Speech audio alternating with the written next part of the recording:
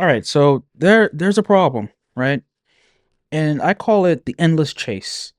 It's when you are looking to do more work in AI and people are not coming your way. Instead, you're constantly having to go into the market and try these really outdated tactics. I'm going to go through a couple of them. The first one is the email opt-in tactic where you're like, "Hey, I'll give you a PDF. Will you just please give me your email so I can send you 45,000 emails in hopes that you work with me." The market's sophisticated. Everyone can see that from a mile away. People can sniff it out. At this point, you have to blatantly just tell people, "Hey, this is an email opt-in. Opt in if you want it." There's no hiding that. You can't even send people to the automated webinar anymore because they're like, I don't want to spend 45 minutes on a webinar just for you to pitch me at the end. There's another tactic where you can do cold outreach. And because there's tools out there where you can like scrape a leads list of 1,000 people, and then each person, AI is going to go research that person and create a little personalized message and send it to that person's email inbox. That was cool in 2023. It's now 2025. I get 10 to 15 of those emails weekly now, and I just basically ignore them. And I think right now, if you are using like tired tactics where you're chasing people down and you're just cold DMing random people, you're competing now with engineering as marketing.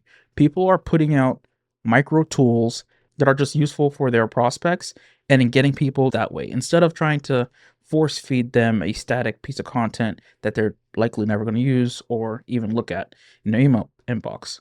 So, how can AI agents actually help with this process? It really is through just like immediate personalized value. You can just reduce the friction overall. You can reduce the friction of these like complicated upsell, downsell, go here, go there funnels. I actually had someone comment on my channel one time because I had one of these complex funnels set up months ago, and they were like, "Dude, I want to pay you. I want to give you money. I literally don't know how to access it because I had all these pages where they would have to click this button and there was a timer here and they would have to get into the email sequence and only after 6 days in the email sequence would this other thing unlock. It was madness. It was way too much. And people are really just demanding simple, and it doesn't get more simple than just going back and forth with a quick agent to get what you need. Self-service, just small, focused agentic tools that solve a specific problem. Instead of sending people down these rabbit holes of your funnel and your lead magnets and things like that, just a simple agent that just gives them what they want when they need it. And then it personalizes that for them right on the spot as well. And of course, these agents are going to be integrated into your system. So if you have a CRM, a database, whatever marketing tool that you're using, you can basically just plug these in with MCP coming out with APIs. It's just easier to get these agents hooked in to what you're doing. And of course, this personalization at scale. Back to this checklist example. If you put out a static checklist, these are the 10 steps to do X, Y, and Z. And now someone comes in here, step 2, 5, and 10 don't work for me, right? It just doesn't apply to my business, so I guess I won't work with you. This is just a generic checklist I put together. How about the agent just spits out a checklist for that person? And so I think there's a ton of these examples that you could go through, but I wanted to pull one up that makes a little bit more sense for me. And the use case we're going to go through here is a video landing page review, or let's call it a video roast. And the idea is, let's take a web designer, right? And so a web designer, maybe they're doing landing pages for $3,000 a pop, and they always have to do an audit first before they can go through and change up the landing page. Instead of this audit that probably has to have a scheduled phone call, maybe they have to go back and forth with the prospect to get the assets, whatever that has to happen before then. How about the prospect just submits a URL of their landing page and then gets a review of the landing page back with all the agent will go through the checklist, look at the page, and then also let the person know exactly what they need to change on the page. And if they want to work with you, they can work with you. So that's a very interesting use case. And I think this is something I can build out within the next couple of days, but I just want to try to experiment with the idea right now. And I'd like to start with this overview first, just so you understand it. Here's our lead, and they enter in their URL. This is some landing page they want to optimize. They want to get some insight into it, and you're the expert. You want to scale this one to many instead of doing one to one all the time, right? Your agent is basically going to interact with three things. It's going to create the video, it's going to send the email to the client, and it's also going to save the relevant data to your database system. This could be a CRM, this could be some type of service you sign up for. There's a ton of these, and then this is your email vendor. So let's double click and zoom in on this. All right, I call this high level design. So I'm not going into all the details just yet. I want to make sure I understand my requirements and then start working on the agent. So what we're going to be building here is called a deep lead agent. So this is an agent that takes in some information from the lead and then makes sure to follow up, but also does a little bit more work that you would probably do that gives it that personal touch. So a couple things. One, the deep lead agent needs to be connected to an email vendor. So it needs to be able to send out emails. It'll need to also write out emails as well. So it should be able to write emails maybe in your tone and your style. And then we want it to be able to generate videos. So that's probably the more complicated bit. And so the reason this is the hardest bit is because it just recently has gotten good. I would say maybe 6 months ago, I wouldn't even attempt this. All right, so let's double click on this even more. And so here's the actual workflow all laid out. If we're going to do it in code using something like AWS. And the reason you want to use a cloud provider to do this, if you're setting up like a bigger system, is because this here, this table, I want to make sure my data is all in one place. There's no reason in doing all this work if my data is going to be spread across Airtable and random Supabase, random things. I just want all my data in one place, one table I can analyze and query later. Okay, and so we're going to have a queue here. This is probably going to be SQS here. And then we're going to have a landing page review agent. This can be anything. It could be AWS Bedrock. It can be OpenAI. It could be Claude. Not Claude, it could be Anthropic. And so I'm going to go with OpenAI because they have structured outputs, and that makes it easier to do all these other downstream steps. So overall, as this agent is working, it's going to continuously update this table here. And this table is going to have the actual structure of my deliverable. So it'll have like things like the video URL, whatever that is. And then it'll also have like different IDs and other like URLs that are related to this that I need to pull over time. All right, step number one is going to be, let's create this video. The agent's going to look at the landing page and then actually craft a little script on its own and then create the video. So that's the step I'll show. That's the step I'll show here. I'm not going to go beyond that because I think everything else is just working through it, but I'll give you the blueprint here. So it's going to create the video. This video generation vendor is actually going to be something like Tavis. And some other options are HeyGen. And I think there's some other ones I've seen, but these two have APIs, so they're really good.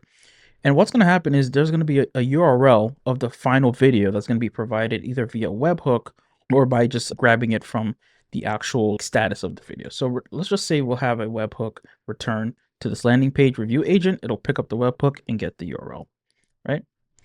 And so the last part, so this is going to be step 2 actually, step 2. And then so the last part here is that it needs to send this email. And this whole time is doing continuous updates this whole time. And the last part here is going to send this email. So it'll need to draft the email and actually send it. And the email vendor that can be used here would be something like resend. Okay. So let's go through this one more time. We get a URL that comes in. It's going to land in SQS. It's going to go through our orchestrator, do whatever it needs to do. Hit the landing page review agent. The agent's going to go ahead and create this video review. And we're going to wait for the webhook that comes back for the URL. And after we get that URL, we're going to want to send that URL over to the lead. And that's going to be through an email. We're going to use resend to do that. So I'm not going to walk through all these steps. I literally just want to do this part here, which is let's create this video, right? This is the most important piece. Everything else is just standard engineering, standard hook up an API here, hook up an API there. Everything's pretty standard after that. These are all just tools. These are all just tools, right? That's that. This is just a database call. It's just a DB call. And then this is just a webhook. This is the most interesting part. So that's the part I'm going to focus on. So let me jump into Cursor, the code editor here. And I'm going to open up. So you can see I had already been working on this. Okay, so I have a landing review test here. And I'm not going to walk you through the steps of, hey, let me prompt Cursor to try to generate this in one shot. I think that's cool. Maybe you can do it. I don't know. But I just code it out. And when I need Cursor to do some AI coding, I let it do some AI coding. When I don't, try not to be too dramatic about it. And so this test is just basically going to run this thing called landing page analysis here. And once it runs that, that's what actually generates the overview of the actual web page itself. And the way I've written this, the reason I have this test here is because all I want to do is run the landing page analysis, then actually generate the video. So let's make this pretty clear. So we're going to run the landing page analysis, basically what I was just showing you, and then we're going to go ahead and generate the video. So let me run this. I actually can just run it from here. So I'm going to hit run, and that's going to just start a little test case. I'm just using Jest, and I'm going to console log out the video review posted URL. I don't recommend you do it this way. I'm just doing this way just for the video, but you also don't want to just console log your URLs, and you also don't want your test to take this long. But I just did this for the video. So you see here is generated this link for using Tavis, and Tavis is what is going to actually create that video with the avatar for us.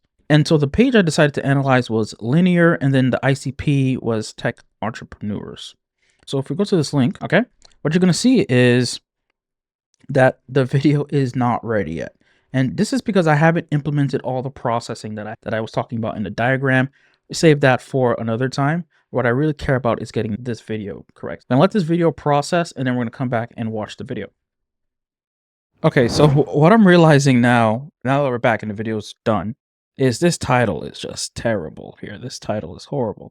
And so this is what I was talking about earlier, is you're going to want to, when you're building out these agents, not just let them work according to their own guidelines. It's going to tend to be corny or tend to be like a little bit too cheesy. So adding in your unique flavor will make it better. So Tech Entrepreneurs Unite would not fly at all. This would just be not a good title. But let's watch the video and see the script that it came up with. Again, I didn't modify this at all. Hi, I'm here with a review of the linear landing page aimed at tech entrepreneurs looking for a modern tool to build and manage products. One of the strongest points is the clean visual hierarchy. It's clear, modern, and efficiently drives the user's attention from the headline to the product benefits. The messaging emphasizes a purpose-built system for modern software development, and that resonates well with a tech-savvy audience. However, the value proposition could be strengthened with more tangible results or metrics that underline the product's impact. The calls to action are prominent and welcoming, though they could be customized further to directly address the unique challenges tech startups face, like rapid scalability and integration complexity. Integrating potent social proof elements such as prominent customer logos or verified testimonials could solidify trust even more. Furthermore, the page is technically robust with excellent load times and mobile responsiveness, ensuring a smooth user experience across devices. Yet, streamlining the conversion path with clear, personalized options or a quick demo could bump conversion significantly. I've also outlined a few A/B testing ideas that experiment with headline variations, CTA language, and social proof placement. This approach could provide even more insights into what specifically drives rapid decisions among busy tech founders. Thanks for watching, and I look forward to seeing how these insights help enhance the conversion potential of the linear landing page. And there you go, right? So I'm not going to build out the entire end-to-end flow here, but I just wanted to make it clear that you could string together a couple of APIs that could do this work. And so if we head back over to the Excalidraw here, the idea is as long as you know which vendors you're going to call out to in these places, you can start to give the agent the ability to do things that's not only just customer service support. It can actually just start doing audits for you if you're going to be auditing certain assets from a client. And can also take over certain aspects of the delivery for projects. So maybe you have a couple of like front door offers. People, that's what they call them, like these front door offers that are just a smaller ticket, so like small ticket. And so you can farm these off to the agent and then get it delivered to your client very quickly. Now, if you're really savvy, you can even send an invoice with these, right? You can send the invoice first and then say, once that's paid, they get the follow-up deliverable, right? This follow-up video gets sent. It's infinitely scalable in whatever direction you want to push it in, but overall, I think this is going to be the future. This is what people are going to start doing, which is letting these agents take over these type of workflows that are more personalized. Imagine having to get on the phone. First, you got to get on a phone call with somebody, and then you got to get the landing page reviewed, right? then they gotta record the video, and then they gotta send you the video, right? So all of that is replaced by this one process that's probably gonna happen in a few minutes. So what are some practical next steps? Because I just gave you a bunch of futuristic ways to do things. I think a practical next step is, like, choose one part of your service delivery. Can you hand it over to an AI agent to do reliably? Figure out why or why not, and then just avoid trying to boil the ocean. Tackle the problem, chunk it up, see if you can get it done, and if you can't, figure out why and document why and see if you can improve some processes here and there. Maybe you need to do some education, maybe you need to skill up in a certain area, or maybe it's just not worth it. Not all these things are going to be worth it, but I think that's a practical next step. Really avoiding trying to boil the ocean. Too many people, they go straight into I want to build Jarvis, right? I don't even want your video agent thing. I want to build Jarvis. Don't get caught up in this trying to build Jarvis. Build something that's just tangible, that's small, that can be really valuable for your audience, your customers, your clients, prospects, whoever it is, and make it just deliverable in like almost an instant to them. So they don't have to wait, don't have to hop on a call, don't need to do anything. It's practically self-service. So if you like this video, then there should be another video that you're going to enjoy right up here.